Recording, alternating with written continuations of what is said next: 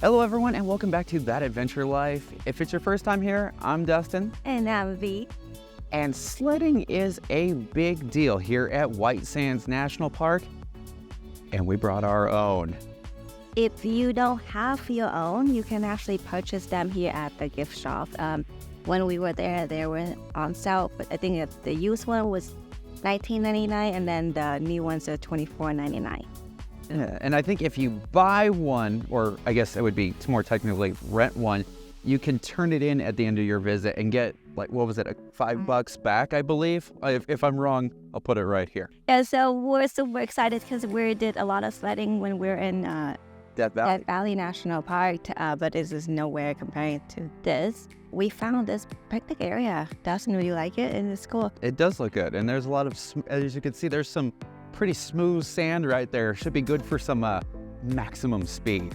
Yeah, so this picnic area has tons of dunes around it, so we don't have to walk very far for some fun sledding. So we're gonna go have fun and show you guys how you can do it. Ready? All right, race to the top. You are able to sled pretty much anywhere in the park with the exception of the area surrounding the Interdune Boardwalk. There are two really popular areas in the park that most people go for sledding, and the first one we're going to be visiting is the Roadrunner picnic area. To get to this picnic area, you will be taking a nice little drive through this picturesque park. After about 4.8 miles, you will be running out of road and you will be driving on the sand. But worry not, even though we were in our Jeep, you do not need an all-terrain vehicle to drive here. The sand on the road is nice and packed down, and we saw all kinds of different vehicles driving around on it. As you near the back of the park, you're going to come to a lollipop loop, and you need to make a right here. We just so happened to be visiting when the park was experiencing high winds. We experienced near whiteout conditions at several times, and this is not optimal for sand sledding. However, we are stubborn adventurers, and as you'll see over the next couple of videos, we did not let that deter us from having a good time. As we got to the spot and started sledding, we ran into two awesome ladies named Heidi and Nancy. We always love meeting fellow adventurers on the road, and this friendship ended up leading to several hours of fun, intense sled racing. Luckily, we had a small trick up our sleeve that would help us win. Just so you know, they do sell wax in the gift shop, supposedly to help you achieve breakneck speeds. So we're gonna do a little test. We're gonna wax one and not the other, and then we're gonna go down the hill twice and see what happens. So get to waxing. So our first test drive for Dustin would be the no wax one. So he's gonna go up there and see how it goes.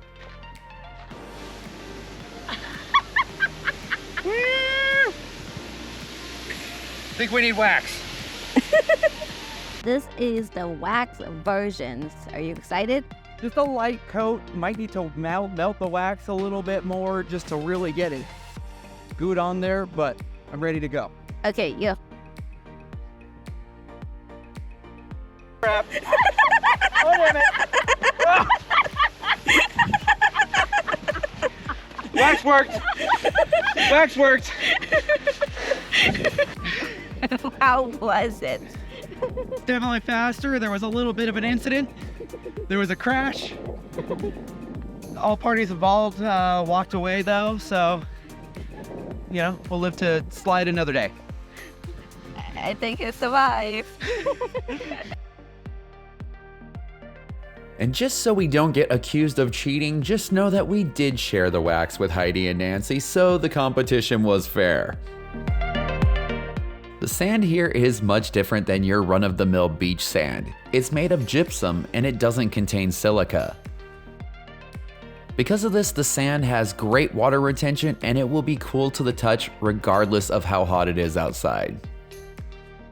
It was in the mid-80s when we shot this video, but the cold sand felt so great on our feet. The sand is also very fine and soft, which definitely came in handy over the course of some of my wipeouts. Even though you won't be getting the kinds of speeds that you would on snow, it is still really fun. The only challenge is that every time you go down, you have to walk back up the sand dunes. And let me tell you, that is one heck of a workout. After one last sledding victory, I had to take a quick second to thank my sponsors. So who would you like to thank? I'd like to thank the New Mexico Tourism Bureau. And is there a brand on these? Yeah. It's from Walmart. The Walmart Sled Company. Was it a yard sale? I don't know. I'd like to thank the yard sale where we got those. And wax. Yeah, wax is good. So, Wax is good. Even though that was the end of sledding for day 1, we came back on day 2 to check out what it was like over at Alkali Flats. If you're doing them both in the same day, it's just a short drive from the picnic area, and it is just on the opposite side of the Lollipop Loop. On this day, we were facing much stronger winds, and I was going to try to use a second dish as a sail.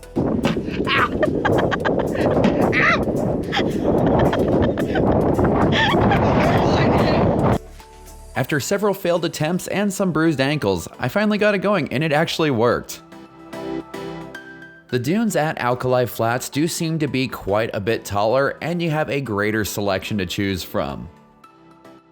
If you get there and it's too crowded, you can just climb up over that first dune and you'll see white sand for almost as far as the eye can see. And I'm pretty sure you'll find the perfect one to go sliding down. Well, that is going to do it for our video about sand sledding at White Sands National Park. Have you ever been sand sledding before? If so, let us know where you went down in the comments, because we would love to do it in other places as well. If you enjoyed this video, be sure to like, comment, and subscribe, because that really helps us out. And for more information about sand sledding as well as other awesome adventures, head on over to 𝐷ATAdventurelife.com.